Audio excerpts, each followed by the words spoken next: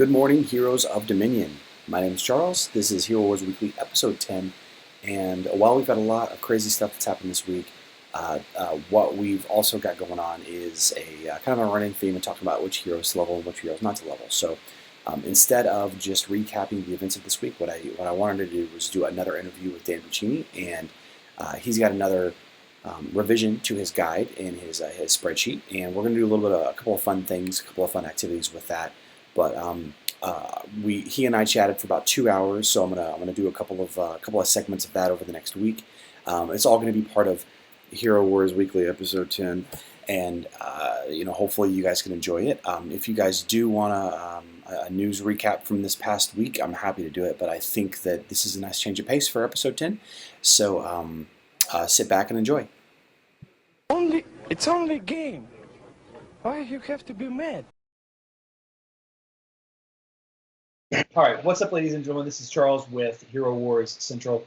Today I've got Dan Buccini from the Hero Wars Guide, and what we're going to do is, instead of doing Hero Wars Weekly episode 10, the weekly news podcast that I like to do, we're going to do Which Heroes to Level episode 4. So we're going to be kind of doing a little bit of both, a little bit of talking about current events, but mostly we're going to be talking about leveling heroes, which ones to level up, and team compositions.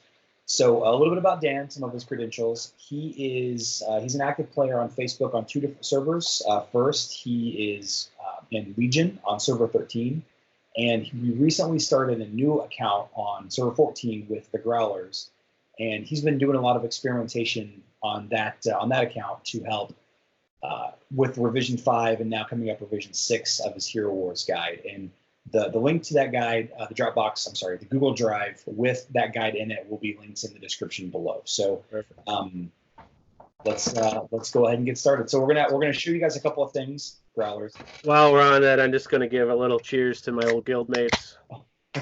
So I appreciate everything that they've taught me, because really that guide it's not just my own work, it's a work of everybody. I like it. And yeah, so I'm fortunate enough to play with 60 good players, good people, very smart players. Some of them are way more powerful than me. I just like talking about this game too much. So cheers to Legion. Cheers to the Growlers. Cheers to that.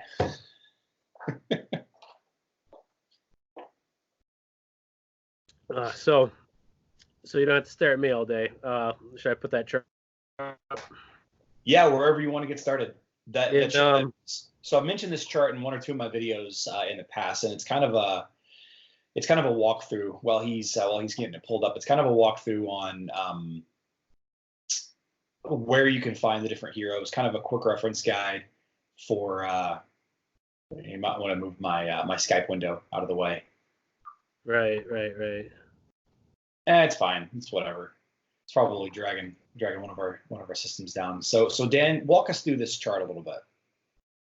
I'm just trying to see about the zoom in here, right? It's gonna love me. Should have an option to zoom in. Can you see the chart? Is it big enough? Yeah, no, I can see it pretty well. It's pretty legible.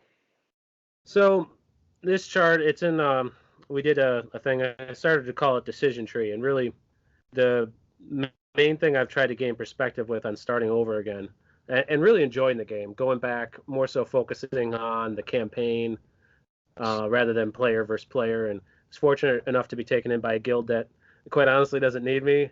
So I get to focus on the heroes, which I think is a real fun part of the game. But, as I played for over 2 years on my main account, I really lost track of those early challenges you go through. And so starting over helped inform this. And then I really wanted to make a decision. The problem I made, my first account, still making it, I am spread out across too many heroes. I probably have, 20 heroes started, which is almost half the heroes in the game. That is wrong. When you're starting off, you want to pick 5 and you want to go. And you want to realize that along the way, as you get to 130, as you max somebody's artifacts, or you max somebody's default skin to start, you really want to look at it kind of long term. And I thought that we should kind of role play along here and pick our teams as we go, and kind of talk about when these major decision points happen, and in which heroes you can pass on and which ones you can't, or shouldn't, or understand what the trade-offs are. Like if I pass on Lars, I'm probably going to want to build a team around Bob, kind of thing like that, or vice versa. So this chart starts here with the starting heroes in the upper left, and really, since my first time playing the game, they reworked Galahad and Astaroth. And you're starting the game, you have two amazing tanks. So Charles, I'm going to ask you. Let's just say you're starting the game.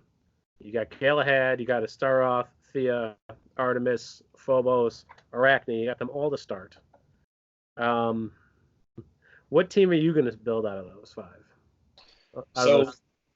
I actually mentioned this whenever in one of my past videos. The main reason why I kept playing this game after I started playing this game based on an ad that has nothing to do with this game, by the way. But once I got going with the game, I really kind of fell in love with Astaroth, and I used Astaroth, Thea, Phobos, Arachne, and I think Ginger. Okay, so yeah, in chapter, so we should probably just expand this. So really quickly, your first few game days, you're probably going to get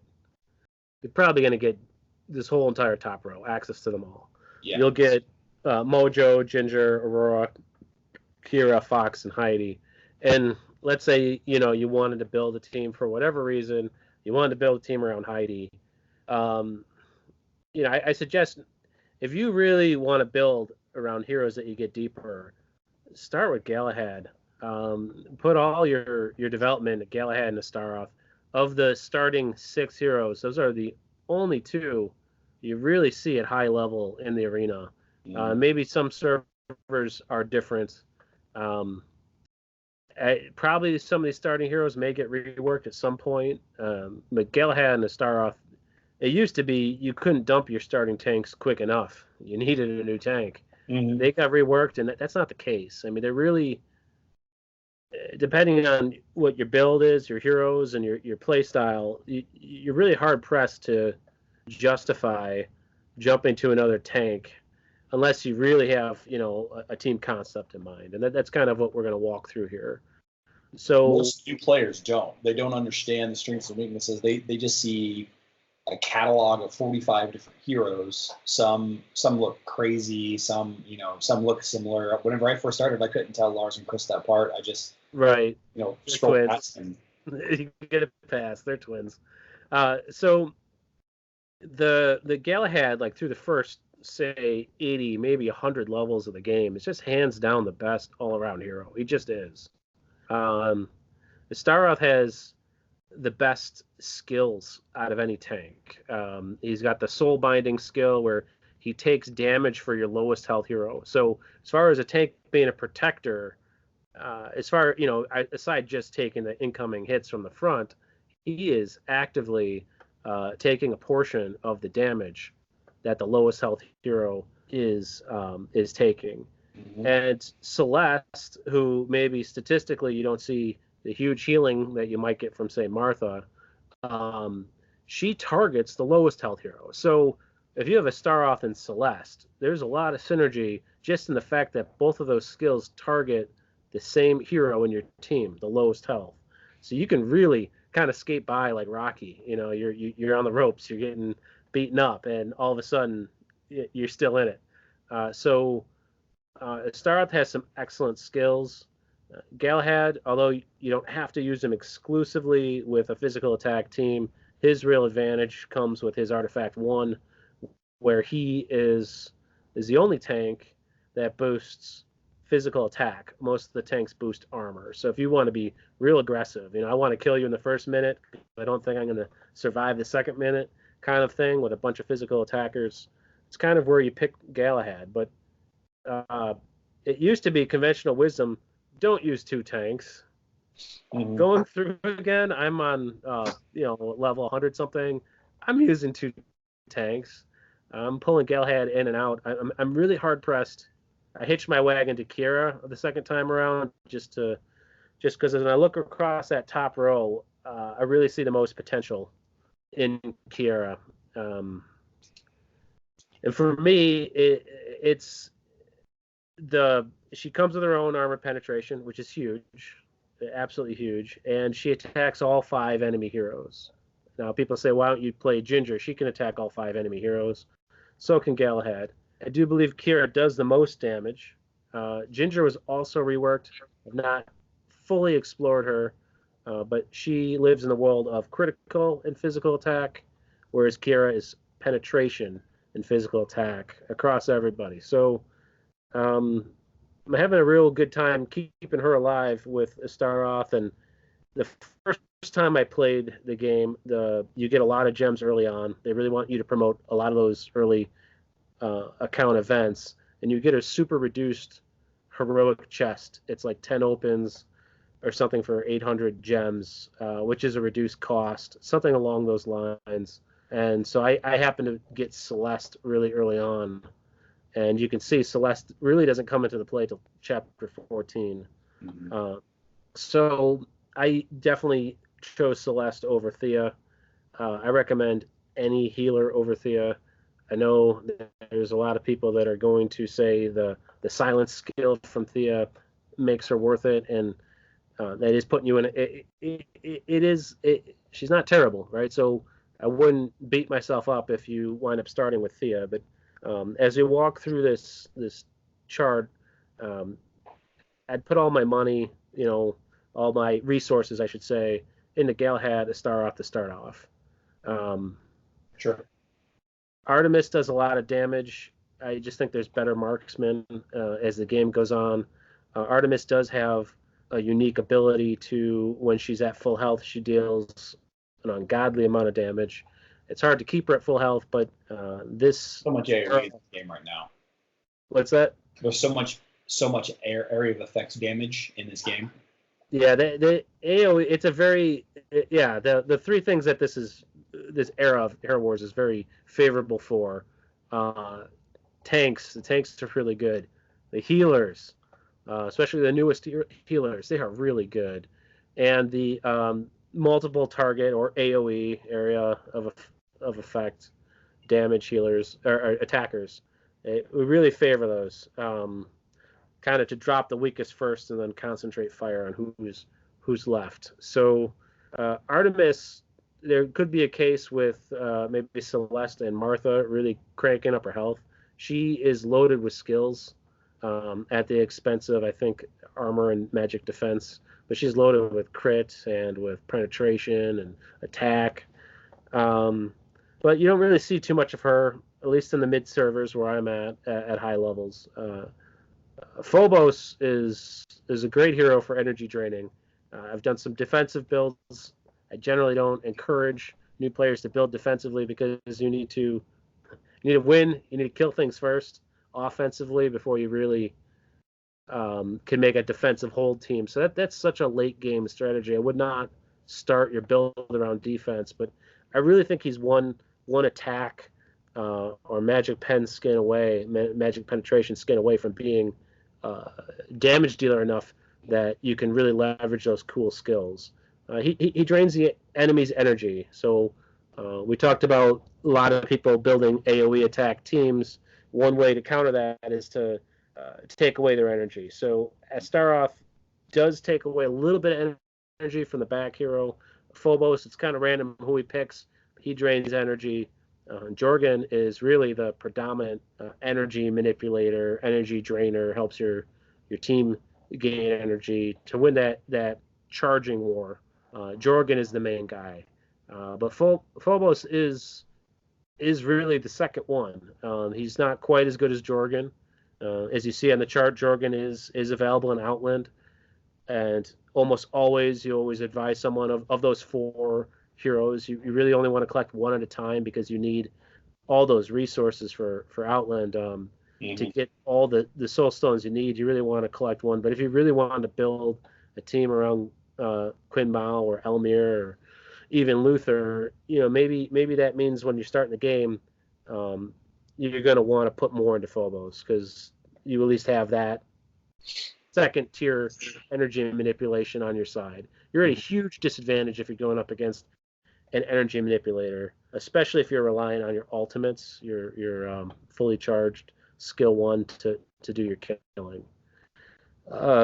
Mojo is really interesting. He's kind of an X Factor hero. I haven't really used him too much outside of max mode simulations. A little bit like Mojo. There are some combos and builds with him. I've even seen some Seymour kills. The Seymour is the Chapter 15 current end boss in the game. So some people have taken him very far. And I think realistically, if you really like his look and feel and that's what you want to do, you can do that. I would personally, I'd pass. Pass. Ginger, I also pass. So a lot of what I'll say when I describe Keira, my builds around Keira, you could do the same exact things to support Ginger. It really comes down to